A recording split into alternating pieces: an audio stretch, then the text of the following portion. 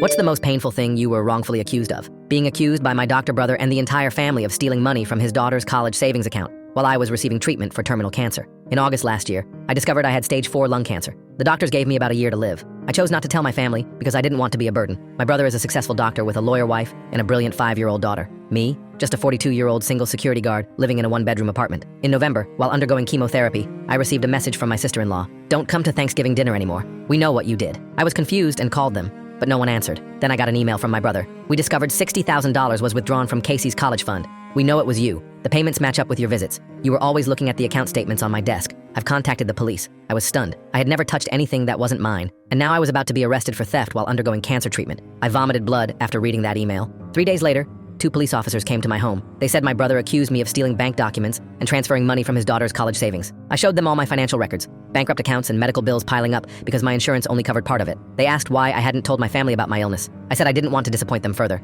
In December, I finished my first round of chemotherapy, having lost 33 pounds. Still no contact from anyone in my family. I saw them posting Christmas photos on Facebook. My brother, sister-in-law, niece, and my grandparents at my brother's house. I wasn't invited. My Christmas messages to my parents went unanswered. In January, I received a letter from my brother's lawyer threatening civil action if I didn't return the money. I no longer had the strength to fight back. The following week, during treatment, the nurse had to call an ambulance when I passed out. Then everything changed. I woke up in the hospital with a police officer and my brother beside me. He was crying, his face pale. The officer introduced himself as investigating the theft. They had found the real culprit, the accountant at my sister-in-law's law firm. He had been stealing from various accounts for 3 years, and my niece's fund was just one of them. My brother, the always perfect doctor, sat there apologizing nonstop. He said when the hospital called to tell him I'd been brought in for emergency care, they informed him about my health condition. He, a doctor, hadn't realized his own brother was dying. The next week, I moved in with my brother. My grandparents and parents took turns caring for me every day. Casey, my niece, drew pictures for dear uncle fighting the bad cells. The accountant was arrested and all the money was returned through insurance. Part of me is still angry at them for how quickly they condemned me. But then I realized I don't have time left to be angry. These past 2 months with family have given me more joy than 40 years of living alone. The most painful thing wasn't being accused of theft. It was how readily they believed the worst about me without asking a single question. But perhaps that was also a gift. If I hadn't been falsely accused,